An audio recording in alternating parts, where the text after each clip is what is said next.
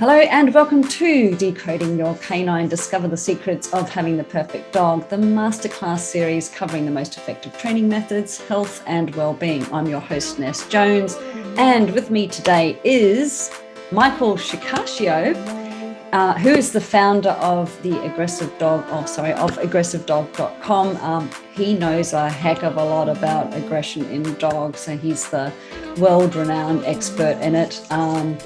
He also has his own podcast show, which is highly popular, called The Bitey End of the Dog, which is a great name, by the way, Michael. But Michael, why don't you give us a quick overview of how you got to where you are and what made you niche down into aggression? Because there's plenty of dog trainers out there, but this is a really important area to be skilled at, because there's so many dogs obviously that have got issues with this. So yeah, maybe tell us a little bit about your story and then we'll get started.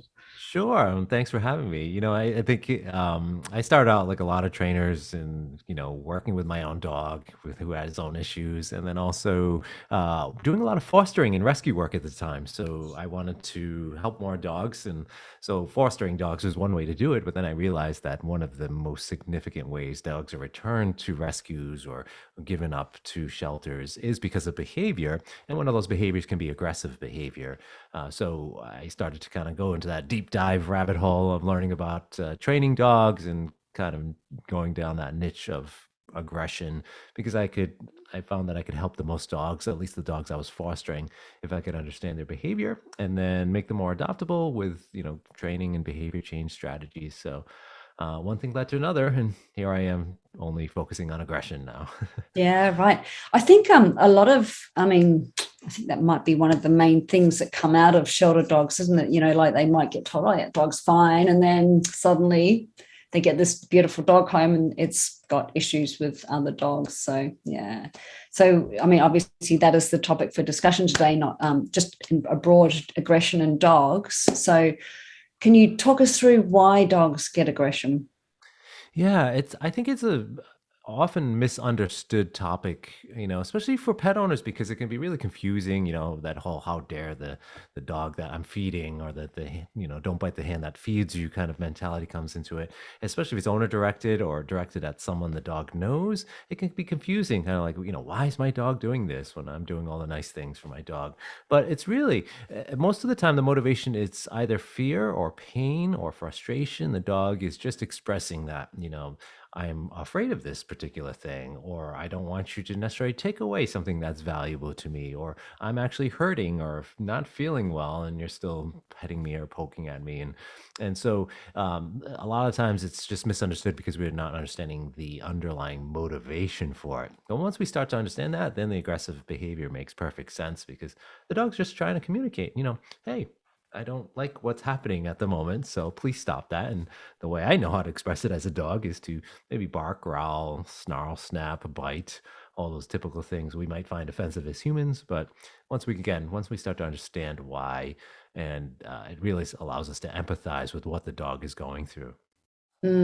So I think one of the things you touched on is, they might growl, bark, whatever it is. They're the kind of end of it, aren't they? Well, as in that's when the owners say, oh, my dog growled at me, but they kind of forget that there's all these little signs that actually the dog was communicating with them the whole time and they miss them. So how important would you say it is to understand what the dog's trying to tell you before you get the growl or the bark or, whatever it is, the bite? Yeah, it's like imagine landing on another planet and you're talking to an alien and they're doing these things and they're trying to say something to you, but they're trying really hard, and we don't know what they're saying, and it can imagine how frustrating it is when we're trying to say something back to that alien or communicate with them. Hey, don't come near me closer, or don't put that big weird hand on top of my head, whatever you're doing with that big slimy, scary hand. That's what the dogs can often communicate, but they often start subtly, just like we might not come right out and start swinging our hands and trying to punch somebody. It's the same with dogs. They're going to communicate subtly, like, hey, take a minute, or hey, I don't like what you're doing there. They communicate in subtle ways. And it's really important for us to recognize that, because if we do, then we can avoid them having to escalate to the next thing, throwing those punches or biting, which is the equivalent of us as humans throwing punches. And so I think it's if we pick up on those what we call subtle precursors that dogs give, then they're speaking loud and clear when they're uncomfortable, so they don't have to do the more aggressive stuff that we as humans find really offensive. So, you know, uh, subtle things like tongue flicks, yawning, looking away, moving away, tail tucked, weight shifts away. There's so many little signs that dogs give us that say that they're uncomfortable with something. And if we recognize those things, we can really avoid that aggressive response. So it's just like they're learning our language all the time. We need to learn their language in order Mm. to, have the best relationship and to help them the most when they are having behavior issues, right? Yeah. And it's interesting. I mean, dogs are so observant. They know exactly what we're doing when we put on certain clothes or, when we do certain things around the house or when we're out and about. But we're probably not nowhere near as observant as we should be of our dogs. So we miss all those cues that they're trying to tell us. So, I mean, you talked about sort of dogs, why they might have aggression. I mean, let's just go through them. I think they're pretty important. So I think you said resource guarding, Mhm. pain, fear. Talk us through the fear thing, because I think people think when a dog is aggressive that it comes from a different place and they don't necessarily understand that it's a fearful thing. Can you talk to us about that a little bit? Yeah. So the vast majority actually of aggression cases that most trainers and behavior consultants are going to see are fear-based. The dog is simply afraid or feels threatened by whatever stimulus is in the environment. So whether it's a strange person approaching in a hat and sunglasses that they might be not sure what that person's about, or another big dog coming down the street, or they've had negative experiences maybe with other dogs or people on bikes or loud motorcycles, all those things typically can trigger that fear response. They're saying, "Ooh, I don't know what that is." And that's especially so with dogs that haven't been socialized around that particular stimulus. It's the same thing again. If big green alien lands on your front lawn for the first time, at first you're probably going to be like, "I don't know what to think about that thing." So we're not socialized around aliens. So the same thing can happen to our dogs, where it can be literally that extreme where they've just been, with the pandemic, they've been kept inside the house, or maybe they haven't seen a lot of people coming over. And so it's a real big deal for them to see those things. And that initial fear response, or at least suspicion of whatever that particular thing is, can happen, which in a dog's way of seeking safety and saying, I'm not sure about that thing, is to communicate through those behaviors we were talking about. So they might start off with like a little bit of a whale eye or looking away and be like kind of just trying to figure out that thing, and then the thing keeps coming, so that big green alien still keeps approaching. Next thing you know, like they're gonna growl because it's still approaching, and next thing you know, they end up biting. So it's the same as us as humans. So I always use a lot of analogies because I think it's helpful to kind of see it from the Absolutely. dog's point of view. So yeah, fear is the most common, and it's important to be aware of that because dogs are not trying to take over the world, or it can certainly seem that way, like really offensive when our own dogs may be barking and growling at us or someone we know. But it's again them just expressing that they're concerned about whatever it is. And so, yeah, that's probably number one. And resource guarding is probably the second most common. So the dog's simply protecting the resources that they find of value. And again, humans do exactly the same thing, right? So we saw it during the pandemic with, hand sanitizer, or, things that Toilet paper. uh, or if you're in the US right now, baby formula, or, Oh, things like yes. that Yeah. are scarce. The same thing can happen with dogs. If somebody reached into our shopping cart when paper towels and hand sanitizer are scarce, we would have probably a more overt reaction to protecting that resource. So the same thing can happen with dogs, especially if they're coming from an environment where there were limited resources. So think of your recently adopted shelter dog. We don't know what that dog's past experiences were. They might have been scarce resources, food, water, resting spots, those kind of things. And they're just going to say, I really value this right now. I'd rather you not come and try to take it from me. And so they use the behavior that works for them, it's usually growling, barking, lunging, biting, to make that threat go away. So probably my top two. And then the third one, I think, is pain or underlying medical issues. As I mentioned, I think it's really important to recognize that, because Dogs sometimes mask their pain really well, and they're not expressing it, and they're not saying ouch, that hurts. They can't really say I think I have a torn ACL or something like that. They have no idea what's ailing them. They know it hurts. And so we might try to pet it, or we might not recognize that they're in pain or discomfort, and they snap at us, and then we tragically sometimes get more upset at them and maybe do things that cause them more pain. So it becomes this vicious cycle. And then some of the lesser known issues can be sometimes competition between dogs over resources, or dogs, competing for other types of resources like attention or those resting spots, protecting their territory, and sometimes frustration where the dogs physically can't get to or away from something. So, like being on a leash, think of your typical leash, Hmm. reactivity, they call it, Hmm. barking and lunging on a leash, often fueled by the dog not being able to get to that particular thing or away from something. We see it with fence fighting dogs too, maybe dogs barking at something on the other side of the fence, and then the two dogs on one side getting in a fight with each other. So those Yes. are frustration based cases. And then probably the least common, it's not, I wouldn't even consider it a category of aggression, because um, it's technically used to decrease distance. It's called predation or predatory behavior. And so, the goal of aggression is to make things go further away or to get away, that thing away. Whereas predation does the opposite, where the dog's trying to get closer to that squirrel or to that, critter they're trying to just catch and maybe do worse things too. Sure, that critter finds it aggressive, but that's not technically aggression, but it's still an issue, of course. I always, this saying, just mentioning the leash reactivity, Hmm. you get so many people saying, well, they're fine when they're off the leash, but if they see another dog when they're on the leash, all hell breaks loose. Hmm. How do you respond to something like that? Yeah, I think it's important again to understand why they're doing that. So it could be fear. If I land that big green alien on the front lawn and I put you on a leash and you can't get away from that alien now, you're going to respond in a much more overt way, right? Versus if you can just run in another direction or run inside the house. But look, if I said, Ness, come here, and I hold your hand, and the alien's approaching, you're going to get more frustrated, perhaps, or even fight harder, or say, this is not fair. And the same thing can happen with our dogs when they're on leash, of course. So it can be fear based. It can be frustration though, where they're saying the dog is saying, I want to go say hi to that dog, or I want to say hello to the alien. He looks friendly enough, but I can't get to the alien. So now I'm getting frustrated. And because you're holding me back on leash, and I'm really, really trying hard to go say hi to that alien, but I can't. So you get frustrated, and that can actually fuel the behavior as well. And then one other one, again, we talked about is pain. So if the dog has a particular piece of equipment that's causing discomfort or pain, there's different types of training equipment that's out there that can increase the likelihood for the aggression, because they're experiencing pain at the same time. So if I kept, zapping you or something, when that big green alien lands, you're going to say, wait a second, every time this alien lands on my front lawn, I'm getting zapped, or Mike is doing something bad to me. So this negative association is created.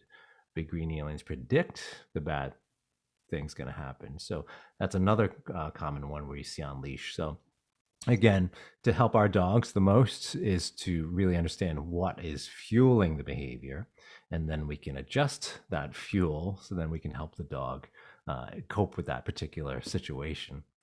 So let's talk about that then. How do you help a dog cope with this situation? I mean, we know aggression affects a lot of dogs and therefore a lot of people. Mhm. So how would you sort of help them? Yeah, the first thing to do is to adjust the environment. We really want to help them feel most comfortable, because safety trumps everything else. It's really the most important thing. Again, another analogy I use is, you could be falling out of an airplane, right, and without a parachute, you're not going to feel very safe. In fact, you're probably going to be panicking. And so, most people will say, okay, I'm going to give you $100 bills, or wherever you live, I'm just going to keep throwing cash at you, right? And tons of money is going to come in. Most of the time, you can be like, yes, this is great. I love this guy, Mike, because he's always throwing money at me. But when you're falling out of an airplane, you're not going to care about that money because safety is your number one priority. So the same thing with dogs is we have to adjust the environment as best as possible to make them feel safe. So if I am introducing a person to a big green alien, I'm going to first try to set it up so that they do feel safe. So maybe I'll say, okay, Mr. Alien, can you wait down the block a little bit so we can see you at a distance and we can kind of get used to knowing that you're there without any interaction or you forcing yourself or trying to come over closer. So the same thing we can do with dogs is the setups. If a dog has an issue with, men in hat and sunglasses approaching, I might find somebody that can put a hat on and sunglasses and set the dog away at a distance so they can see that person. But I'm also going to pair that person with good things happening. So, like, instead of the opposite of creating negative associations, adding pain or discomfort or punishment, I can add in a positive association. So, if that man in hat and sunglasses or that big green alien starts to predict things like money being thrown at me or somebody else giving money or just money appearing in the environment, I'm going to actually start looking forward to it if I continue to do that enough times because I've done two things: made it very safe for me or the dog, and we're pairing something good happening. So for most dogs, it's food or play or toys. But if every single time a man in a hat and sunglasses appears, really good treats are happening. That's called classical conditioning. And we're just changing how the dog's association is in that particular environment. But our job as humans is to set the environment correctly, set that stage for success. And with each session, you're going to see it go faster and faster because most dogs are like, this is pretty cool. Hat and sunglasses guy predicts treats. Okay, hat and sunglasses guy, come over again tomorrow. But, as long as you're at a distance, you can get a little closer each time until you can get close enough where I'm feeling safe enough where you can actually start hand feeding me those treats or being close by. And then I get to sniff you and explore you and feel safe about you. So that's kind of the short version of how I would typically treat a case like that. Most dogs are going to respond quite well to that, with adjustments depending on the case. But it's all about helping the dog feel safe and have a better association with the particular stimulus or alien or hat and sunglasses guy that's in the environment, right? All right. So for me, it's cockroaches. Terrified of cockroaches, and I've always, it's one of my analogies when I'm talking to my separation anxiety clients. But how my fear has to be reduced via my threshold, which is how far away the thing is. But I think one of the interesting things that you're saying is you're pairing these two things, the scary thing and the good thing, but it's so important for people to understand which comes first. Like, so you don't want to give them, you don't want the good thing to predict the scary thing. You want the scary thing to predict the good thing so that the association is done correctly. But yeah, cockroaches for me, but I don't think treats would work, or it would definitely have to be $100 bills. Yeah, terrified. Absolutely. Yeah, stay away from. Don't go to Costa Rica anytime soon. Oh, really? Yeah, because Oh, there's quite a bunch of critters there. you know, yeah, and yeah. Well, in Australia, everything wants to kill you here. So, that's true too. That's my second country that I was gonna say. You have to really like the critters if you're gonna visit. so how? I mean, this is one of those questions that's impossible to answer, but I'm going to ask it anyway because it's probably a question that people watching this are going to be wondering. How long is it going to take for my dog to recover from this issue? It all depends on the dog, really. And another analogy I love to use with my clients is, what is your dog's behavioral weight? And because a lot of people have gone through struggles with weight or diet or health or, something with either gaining or losing weight. And most people grasp that analogy. And so what I say, what is your dog's behavioral weight? Because your dog might weigh 500 pounds or kilos, or depending on where you are in the world, but they might need that time to lose that behavioral weight because they've gotten to the point of it being very severe. And other dogs may only need to lose maybe 5 or 10 pounds and have a little bit of time just to get back in shape. And so it really depends. Some behavior issues can be very severe and some can be more on the sort of quote unquote mild side. But it all depends on also how consistent you are, how good the trainer is you're using, the personal trainer is, right? How you're responding to those exercises. But consistency is really key. And then you go back to the management aspect. So we're talking about safety, keeping the environment safe. And so if we want to be successful, I'm not going to take somebody that's just lost a lot of weight and bring them home after they've gone to this fabulous camp to, get in shape and work out, and they've done it for a few months. You bring them home, and then you have your fridge is full of pizza and chocolate and candies, and that's not setting it for success, right? So we have to be consistent. Same with our dogs. I'm not going to take that dog and just say, okay, we've worked around men in hats and sunglasses, and your dog's doing great. It took about 2 months maybe, and your dog's really responding well. I'm not going to start the next day. Then, okay, so you're going to be fine. Let's just have a party, a hats and sunglasses party in your house the next day, right? Because it's probably going to be too much. Your goal is to get there, but you always have to make sure you're paying attention to what that dog's behavioral weight is. So just like the 500-pound overweight, dog or person, you're not going to be running a marathon the day after you start training. You might get there, but each dog in case is unique, and it's going to be specific to that dog. It's going to be specific to the family. It's going to be specific to the environment and many other factors, the dog's age, genetics, all of these factors can weigh in. So never give a definitive timeline, but I do help my clients understand, the factors that can impact, how long it might take. Yeah, for sure.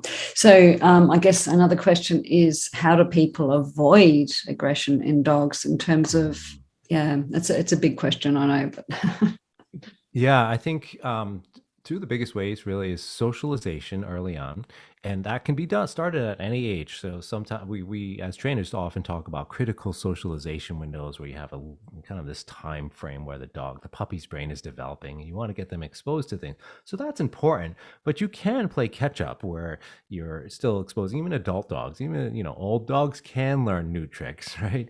And so you even work with an older dog, and it's gradual exposure to whatever stimuli they're having issues with. Socialization is really important because what can happen in aggression cases is we start to manage things. So instead of going for walks, we say, okay, those walks are really tough.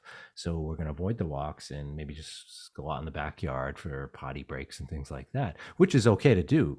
That's sometimes my immediate recommendation. However, over time, that can be reinforcing to the owner because now they don't have to worry about those walks. But what happens is the next time the dog actually goes for a walk, it's a really big deal because the dog is finally seeing something. And so we do want to continue on getting them around those triggers, but in a very safe way for the dog, meaning the dog feels safe. So whether it's when they're 8 weeks old and you bring them 10 weeks old as a puppy, or a 10-year-old dog, gradual exposure.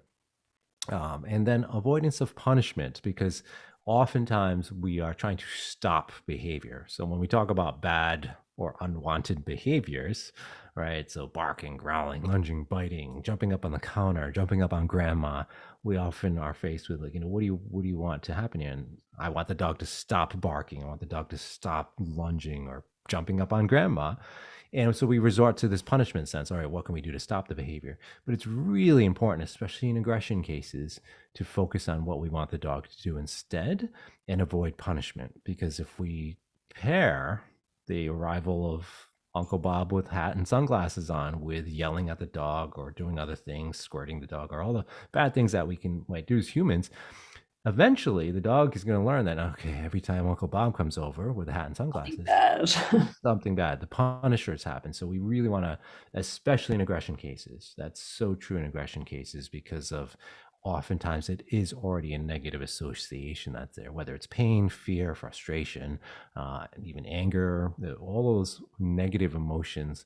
We're just going to add to it by adding a punisher. So, and it's quite common. I'm sure you see the same thing in your work, Ness, where people are trying everything they can to stop the behavior, but unfortunately, it can make things worse. Absolutely, yeah, that's so true. Yeah, and talking about COVID and what I do, so I've got a lot of influx of clients now that are 2 years and under because, COVID pretty much started in 2020 thereabouts. So they've never learned to be by themselves because of all the work from home and the lockdowns. The flip side of that is, and I wanted to ask you about this, is because while they've never learned to be by themselves, they've never also learned to, a lot of them haven't experienced the world. They haven't had that critical socialization period. They haven't gone out to the park, or they haven't gone and met other dogs or whatever it is, people in hats. So would you say you've also seen an increase in cases related to aggression because of the lockdowns? Definitely, definitely, and it's almost like the dogs are kind of like finally seeing this whole new world, and, Yeah. and all the dogs are like, "What is all of this stuff that you're showing me now?" It's overwhelming, it's frightening, it's stressful in a lot of cases. It's overstimulating for some dogs because some dogs are actually very resilient to it. And they're like, "Oh my gosh, it's like going to Disney World now, and I've got all these things that I can't control myself." We Yeah. have those dogs as well. So yes, it's impacting them not just in aggression cases, just in many other facets. They're having a tough time coping with their world. Yeah, yeah. And just touching on what you said a minute ago, yeah, like with my cases, you don't want to put in aversives or corrections for dogs with separation anxiety. It's not going to help the situation. You get a dog that's shut down and might not be reacting, and might not be barking, etc., but it's not resolving the issue, which is the anxiety of being left home alone. So, yeah, Mhm. same for the aggression cases. It's not helpful, is it? Not at all. Not at all. And especially in the anxiety. I mean, really, the definition of anxiety is not knowing the potential for what the outcome is going to be in a particular situation. So when you start mixing in punishers and like positive reinforcement or other, or even just desensitization, as you might do in a separation anxiety case, it can become really, really anxiety ridden because the dog's like, all right, what's going to happen next? And Yeah, it just fuels it when you think about it. yeah, absolutely. So, okay, we've talked pretty much about all that. I did want to ask you about, um, are there cases where which aren't solvable? Are there, you hear about red zone dogs. How do you feel about that? Do you agree that there are cases that aren't solvable? If so, are they the ones with genetic issues? Where do people go that really feel like their dog's not fixable? Yeah, I mean, and if you are feeling like that as a pet owner, I think it's important to reach out to a professional that is experienced with aggression cases, if it's an aggression issue, and can help you navigate those decisions objectively, because it's very emotional. It's making this kind of decision or thinking about potential outcomes for your dog is a very emotional part of this journey, and and it's expected, right? Because it's our pet, and it's an animal we love, and we're trying to decide what the potential outcomes can be. There are some dogs, however, that are dangerous in society, or we have to consider those dogs. And I do want to say that's very rare. Dogs, out of the millions and millions of dogs on the planet, there's very few that are extremely dangerous, and so the vast majority of dogs are actually very, very put up with a lot of what we do as humans. But there are some dogs that are, they've gotten to a level of biting where it's very risky. So, very damaging bites that they've either sent people to the hospital, or killed or injured other dogs. Those kind of extreme cases, we do have to consider the safety to the public. So, and other dogs or other pets, of course. So that's just one variable. So I will talk about that with my clients, is assessing that aspect. How risky is this? But some risky dogs can be kept with some owners if they can manage it well. So that's the other component, really, is how it's the human side. Where is that dog living? You could take the same dog that has maybe bitten a child, put in a dog in the home that it doesn't occur often, but that home out in the woods or the farm where there's no kids visiting, that person doesn't take the dog off property, that dog can live quite well there, versus a dog that might be maybe lives in a home with children next to a school and they have a home daycare. Not a safe situation. So each case is very unique to the individual. So I'll help clients with that as well. Medical issues, the client's resources, the client's availability of time, the amount of help that's available, reliable. All of those things add up to a much bigger picture of helping you kind of make that decision about, is this dog, a dog I can keep and keep working with, or do I have to consider other decisions? So yeah, it's a deep question, but I think there's answers and help out there, and I always recommend seeking that help, because it's important to kind of have that professional opinion, because again, we're thinking Invested. here, Yeah. right? And sometimes when it's our own dog, rather than really necessarily here all the time, and that's completely normal. It's completely normal. So I find it very helpful to get a professional opinion about potential outcomes. So one last question. Do you think there's things that people do that inadvertently, and I don't want to use the word encourage or create, I don't think they're quite the right words, but maybe, well, let's just say encourage, because I can't think of a better word right now, but, they don't mean to, but maybe the dog feels that it needs to react to whatever it is. And they don't even know they're doing it, or they're doing it by accident. I'm thinking of the times when a dog might give a signal, like maybe a growl, and then the person, jumps back, and then the dog thinks, "Oh, I've had a win." But I mean, I'm sure there's a ton of other situations that you can think of. Yeah. Yeah, so I think what you're getting at is the question I get too a lot, and I'm sure you get this. Like, is it my fault? Is it something I'm doing as the owner? Yeah. And the vast majority of times, nobody's doing this purposely. Nobody's going out and saying, I'm going to get a nice dog from the shelter and make it aggressive, or do something to see more aggressive behavior. Vast majority of people aren't doing that. And so I never blame the owner, unless it's an outright, straightforward case of like somebody doing really awful things to their dog. But that's so rare. Most of the time, it is just that, they're trying their best. You're trying to do the best for your dog, especially if it's when it becomes a problem. And so I'll just help owners recognize it can be some subtle things. For instance, the common one is the leash reactivity cases we were talking about. Somebody just getting nervous, and they see another dog coming because their dog has exploded and barked and lunged at other dogs, and so they get nervous and they hold the leash tighter and then get it closer to them, because they're preparing for that impending doom. And then that tight leash, what happens is, of course, it fuels all the issues. We're restricting movement. We're reducing the dog's flight option, or the option to move away. We might be driving frustration into it. We might be inadvertently even causing pain if it's a certain tool, or if we're tightening up on a collar too much. So yes, there's some things that a person can do to exacerbate the behavior, but that's our job as professionals. We come in and we can identify those things and help clients navigate other options. Again, because it's normal human behavior to get nervous or anxious, or our own anxiety can play a role, or stress. We might yell at the dog. We might do other things that, again, natural human behaviors. But all of that can be changed, with good coaching. And that's again why it's important to seek a professional that can help you recognize those things.